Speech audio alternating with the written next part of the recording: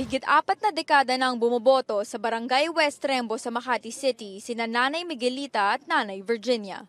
Pero sa darating na barangay at SK elections, botante na sila ng Taguig dahil ililipat na ang kanilang barangay mula Makati City. Siyempre, maninibago kami dahil kung Taguig na nga, wala naman po kami magagawa.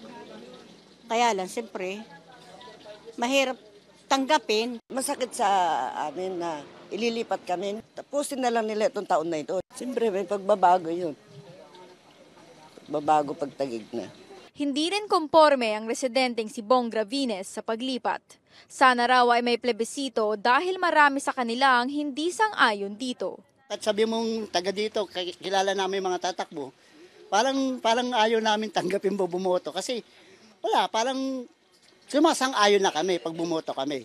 Sa memorandum na inilabas nitong Lunes, kinikilala ng COMELEC ang 10 Embo Barangay bilang bahagi ng Taguig para sa darating na halalan. Ibig sabihin sa Taguig na boboto ang mga nakarehistro sa mga barangay na ito. Pati ang mga nais kumandidato sa Office of the City Election Officer ng Taguig na maghahain ng Certificate of Candidacy.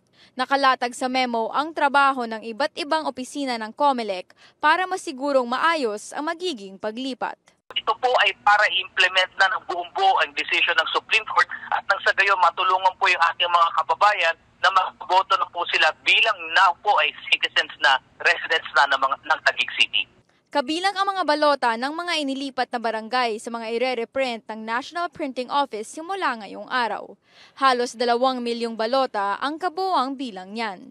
Tiniyak naman ng poll body na hindi kalakihan ang magiging gastos para sa reprinting.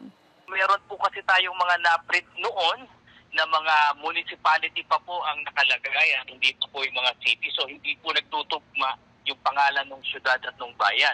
Kaya po minabuti ng COMELEC na i-reprint po sila para mapalitan po natin yung pangalan sa balota.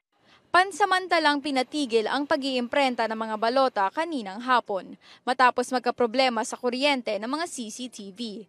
Inaasahang matatapos ang reprinting sa loob ng 3 hanggang 4 na araw. Magsisimula naman ang election period at filing of Certificate of Candidacy sa Agosto 28. Pero ngayon pa lang nagbabala na ang COMELEC laban sa premature campaigning at iba pang paglabag.